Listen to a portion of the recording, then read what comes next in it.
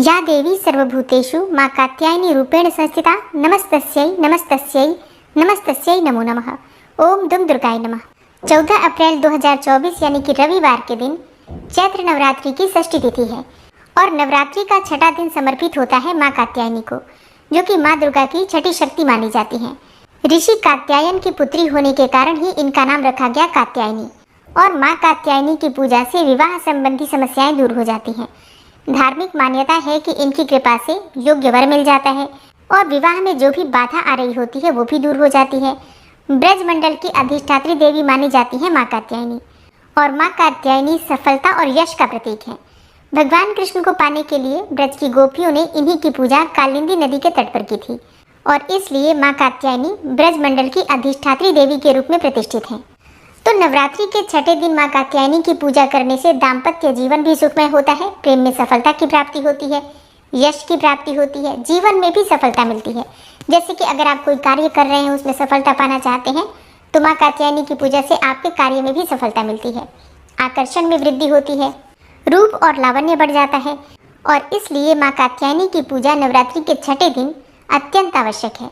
तो आज की वीडियो में आप जानेंगे कि माँ कात्यायनी की पूजा नवरात्रि के छठे दिन हमें किस प्रकार से करनी चाहिए, माँ का स्वरूप क्या है जिसका हमें पूजा के समय ध्यान करना है, आज माँ को कौन सा भोग अर्पित करें, किस रंग के वस्त्र धारण करें, माँ को कौन सा पुष्प प्रिय है जो आज हमें ज़रूर अर्पित करना चाहिए, इसके अलावा कौन सी वस्तुएं आज हम अर्पित करें, कौन सा उपाय करें जिससे माँ कात्यायनी की कृपा से जीवन की बाधाएं दूर हो और समस्त प्रकार के सुखों की भी प्राप्ति हो, मनवांछित कामना भी पूर्ण हो। तो इसके लिए आज विशेष क्या करना चाहिए, ये संपूर्ण जानकारी मैं आपको आज की वीडियो में शेयर करने वाली हूँ। तो वीडियो बहुत महत्वपूर्ण है, पूरा ज़रूर देख लीजिए और अच्छी लगे वीडियो तो लाइक भी ज़रूर कीजिए, क्योंकि आपके लाइक्स, आपके कमेंट्स मेरे लिए बहुत महत्वपूर्ण होते हैं।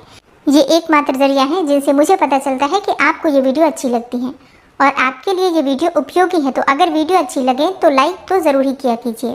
तो बात करेंगे पूजा विधि के बारे में, लेकिन उससे पहले जानते हैं नवरात्रि की षष्ठी तिथि के शुभ मुहूर्त के बारे में।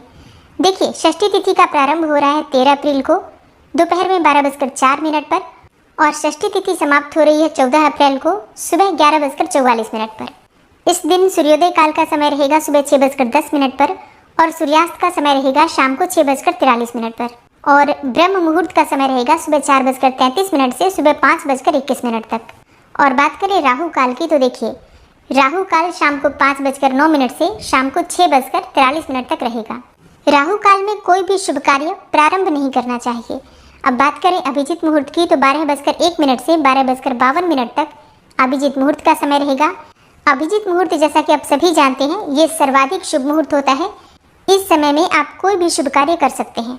अब बात करते हैं कात्यायनी माता की पूजा विधि के बारे में, जिनकी पूजा से धर्म, अर्थ, काम और मोक्ष चारों पदार्थों की प्राप्ति हो जाती है।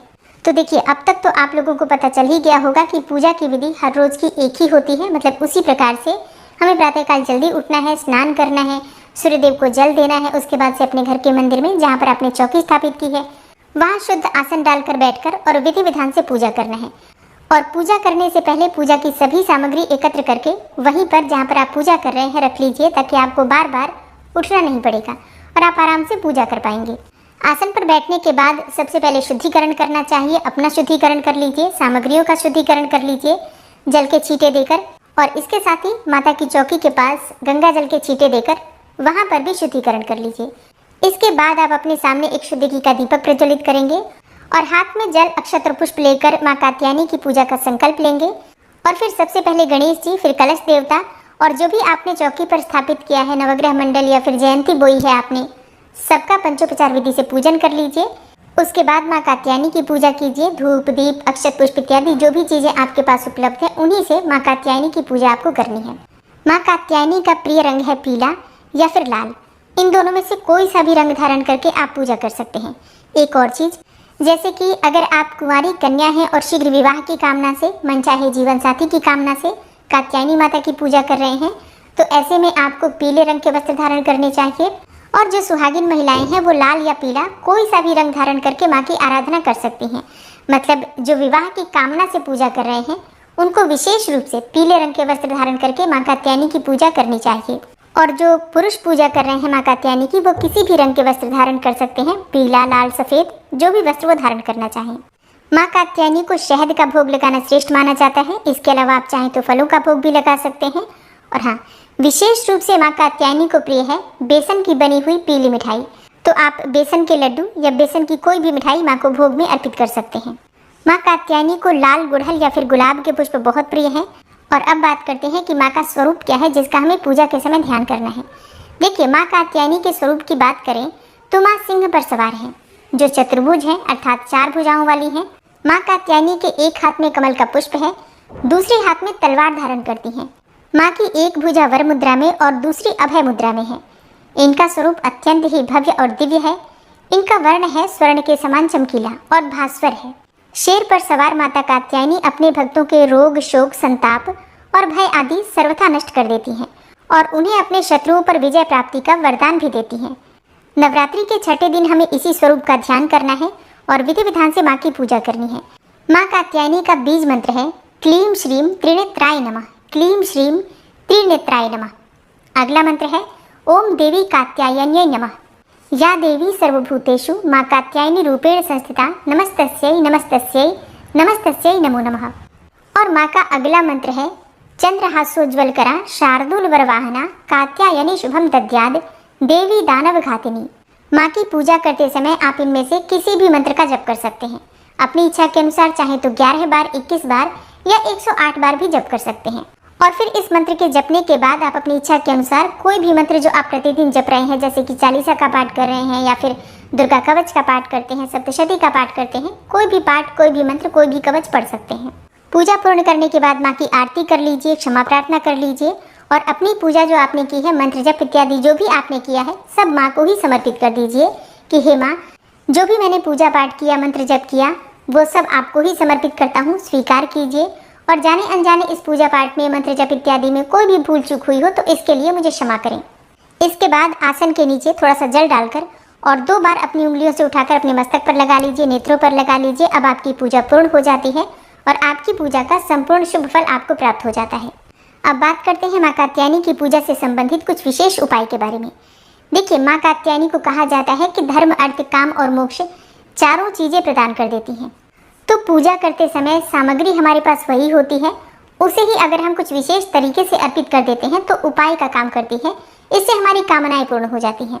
जैसे कि माँ कात्यायनी को शहद का भोग अर्पित किया जाता है।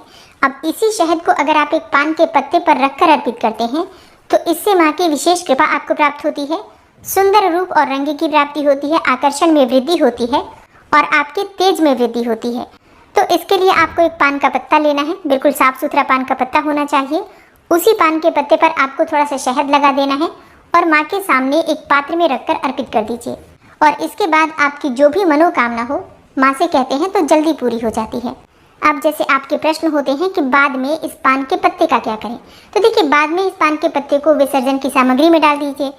दशमी के दिन जब हम सामग्री का विसर्जन करेंगे तो इसे भी कर देंगे। और अगर आपके दाम्पत्य जीवन में बहुत अधिक परेशानियां हैं, पति पत्नी में बनती नहीं है, तो दाम्पत्य जीवन को सुखमय बनाने के लिए और अखंड सौभाग्य की प्राप्ति के लिए माँ को इत्र अर्पित करना चाहिए। गुलाब का इत्र अर्पित कीजिए। इसके साथ ही सुगंधित पुष्प अर्पित कीजिए। मतलब कई प्रकार के सुगंधित पुष्प माँ को अर्पित कर सकते हैं। आप चाहें तो कुछ चीज़ें सुहाग की सामग्री के स्वरूप में भी अर्पित कर सकते हैं। और नवरात्रि के बाद ये सभी सामग्री आप स्वयं प्रयोग कर सकते हैं। इत्र हो या फिर सुहाग की सामग्री हो, आप स्वयं ही प्रयोग कीजिए। इससे आपके पति पत्नी के रिश्ते मधुर होते हैं। अब बात करें कि अगर आप मन चाहे जीवन साथी की कामना से माँ कात्यायनी की पूजा करते हैं तो आपको किस मंत्र का जप करना है। तो देखिए, माँ कात्यायनी की पूजा वैसे तो आप सुबह भी कर सकते हैं, लेकिन विशेष रूप से गोधूली बेला जो कि संध्या काल का समय होता है, उस समय में माँ कात्यायनी की पूजा करने से श्रेष्ठ फल की प्राप्ति होती है। तो सुबह की पूजा जैसे आप करते हैं बिल्कुल उसी प्रकार से कर लीजिए। जो कोई विशेष उपाय आपको करना है अगर किसी कामना से, तो वो आप शाम के समय गोधूली बेला में कीजिए। मन चाहे जीवन साथी की कामना है, मतलब मन चाहे वर की कामना है, तो ऐसे में आपको मंत्र जप करना है कात्यायनी महामाये महायोगिनी यथीश्वरी नंद गोप सुतम देवी पति में कुरुते नमः। और अगर आप पुरुष हैं, मन चाहा जीवन साथी पाना चाहते हैं, योग्य और सुंदर पत्नी पाना चाहते हैं, तो ऐसे में आपको मंत्र जप करना है पत्नी मनोरमाम देही मनोवृत्तानुसारिणीम तारिणीम दुर्ग संसार सागरस्य कुलोद्भवाम। ये दोनों मंत्र दुर्गा सप्तशती के मंत्र हैं। इन मंत्रों को जपने से बहुत जल्दी विवाह की कामना पूर्ण हो जाती है। तो नवरात्रि में षष्ठी तिथि से प्रारंभ करना चाहिए और कम से कम 3 महीने तक इस मंत्र का जप करना चाहिए।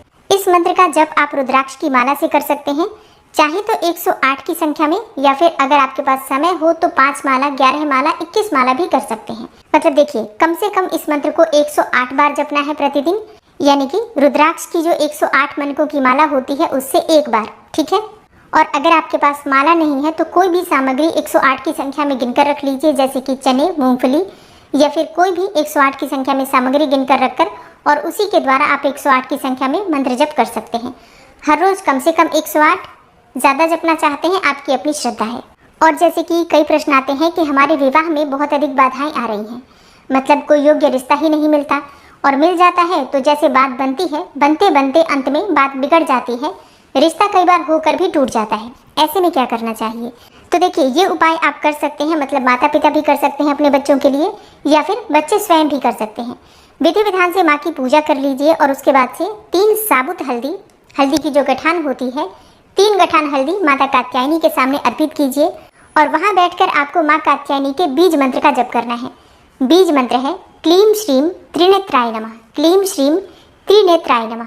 इस मंत्र का कम से कम 108 बार जप कीजिए, और फिर पूजा पूर्ण होने के बाद ये साबुत हल्दी उठाकर अपने घर में किसी भी स्थान पर, जैसे कि अलमारी में या फिर पर्स में, पीले कपड़े में बांधकर रख दीजिए। माँ से प्रार्थना करके रखिए कि जब आपका विवाह हो जाएगा तभी आप इस हल्दी की गठान को विसर्जित करेंगे, ठीक है। तो कहा जाता है कि 3 महीने के भीतर भीतर विवाह हो जाता है इस उपाय को करने से। पूरे श्रद्धा भाव से समर्पण के साथ माँ कात्यायनी की आराधना करके इस उपाय को करते हैं तो निश्चित ही लाभ होता है। जैसा मैंने आपको बताया, माता पिता स्वयं भी अपने बच्चों के लिए ये उपाय कर सकते हैं, या फिर बच्चों से भी करवा सकते हैं। और फिर विवाह हो जाने के बाद इस हल्दी की गठान को जल में प्रवाह कर दीजिए। हाँ, इतना ध्यान रखिए, शुद्ध बहता हुआ जल होना चाहिए जहाँ पर आप इसे प्रवाहित करेंगे, ठीक है। तो इस प्रकार से माता कात्यायनी की आप लोग विधि विधान से पूजा कीजिए। देखिए, परेशानियां आपके जीवन में हो या ना हो, माता कात्यायनी की विशेष रूप से आराधना कीजिए, क्योंकि अर्थ, धर्म, काम और मोक्ष चारों पदार्थों की प्राप्ति माता कात्यायनी की आराधना से हो जाती है। तो इनकी पूजा अत्यंत आवश्यक है। कल सबको विधि विधान से माँ की पूजा करके शहद का भोग लगाना है। इत्र अर्पित कर सकते हैं, आप चाहे तो सुहाग की सामग्री अर्पित कर सकते हैं, और सुगंधित पुष्प, कई प्रकार के सुगंधित पुष्प माँ कात्यायनी को अर्पित कीजिए। बहुत सारी बाधाएं जीवन से स्वतः ही समाप्त हो जाएंगी। और कात्यायनी माता की कथा की वीडियो आपको कल सुबह मिल जाएगी। इसके साथ ही दुर्गा सप्तशती और चैत्र मास की कथा जो प्रतिदिन अपलोड होती है, आप लोग ज़रूर सुना कीजिए। और आज की वीडियो अगर आपको पसंद आई हो तो वीडियो को लाइक कीजिए, शेयर कीजिए, और चैनल पर पहली बार आए हैं तो सब्सक्राइब करके बेल आइकन को ज़रूर प्रेस कर लीजिए। इससे ये होगा कि इस चैनल पर जो भी नई वीडियो अपलोड होंगी उनकी नोटिफिकेशन आपको सही समय पर प्राप्त होगी। मिलती हूँ मैं आपसे अगली वीडियो में, तब तक के लिए जय श्री राधे।